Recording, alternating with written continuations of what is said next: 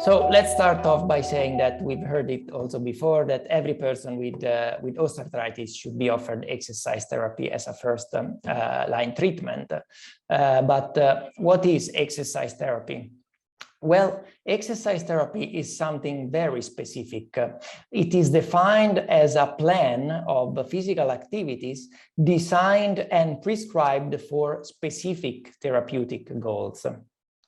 And by this definition, you can understand that this is different from just being physically active, which could be, for example, going for a walk or taking the stairs, or also different from going to the gym to improve your fitness level.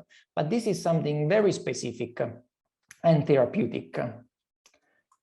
And the reason why it is a first-line treatment it is because we know it works. We also know a bit better why it works and how it works. I was glad to hear it in the previous presentation.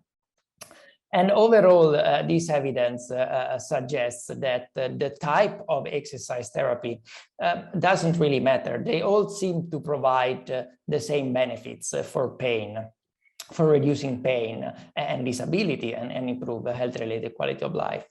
So it's really up to the patient and the clinician to choose whether the aerobic, strengthening, neuromuscular or aquatic exercise is the best treatment option, type of exercise. We also know that for best results, the program should be supervised and carried out three times a week as of now. But is it safe to exercise when your knee or hip hurts? And this is a concern that many people with hip and knee osteoarthritis have.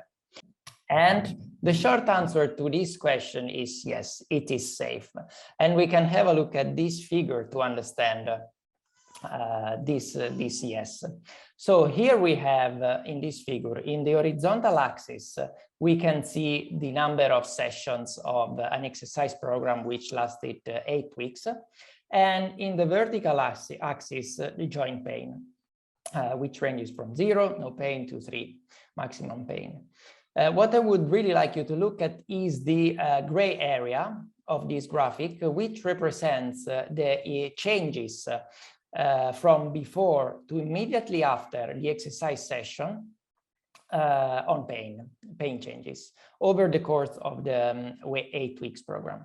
And what we can see is that on average, patients can expect a small increase in pain at the beginning of the program, but then these pain flares will decrease over time. And that is why we can say, yes, it is safe to exercise when you have some pain. But how do we manage these pain flares during an exercise session? Well, there are two simple rules that can be used in clinical practice. And the first one is that the pain needs to be tolerable during the exercise session. And the second one, that the pain does not need to increase on a daily basis. But let's see how it looks in clinical practice. Well, let's take this example. So what the clinician can do is to ask the patient to rate their knee or hip pain before, during, or after the exercise session.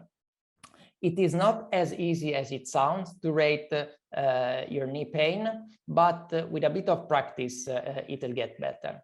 So if on a scale from 0 to 10, where 0 is no pain and 10 is maximal pain, before the session starts, the patient says that has a pain at around 4, which increases up to 6 during the session and decreases to 4 within the 24 hours after the exercise session ended. So it goes back to the pain level which was reported before the session started. Well, in this case, we have a very good indication that the patient is experiencing something normal. And so you should carry on with the exercise program and just go on and keep monitoring the pain as you're doing. On the contrary, if the pain does not decrease after the session has ended, up to 24 hours after the session has ended, well, here we have an indication that what we're doing in the exercise session might be a bit too much.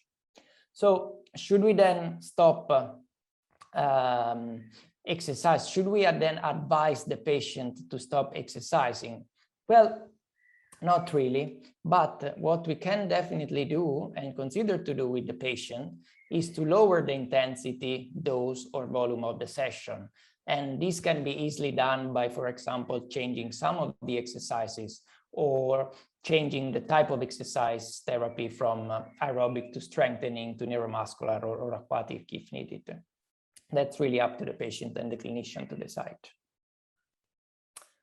However, again, when it comes to safety, well, patients are often worried that by exercising, they will wear down their knee joint. So they often ask, but don't I wear my joint down when I exercise? This was exactly the question I tried to investigate during my PhD project, where we found that exercise therapy appears not to harm knee joint cartilage nor trigger inflammation, contrary to the common belief many people and health professionals treating the condition have.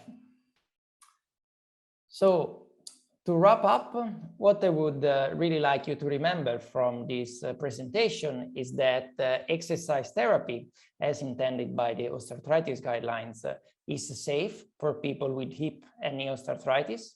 But also I would like you to remember that patients can be reassured that it is okay to exercise with some pain and that exercise therapy appears not to harm knee joint cartilage.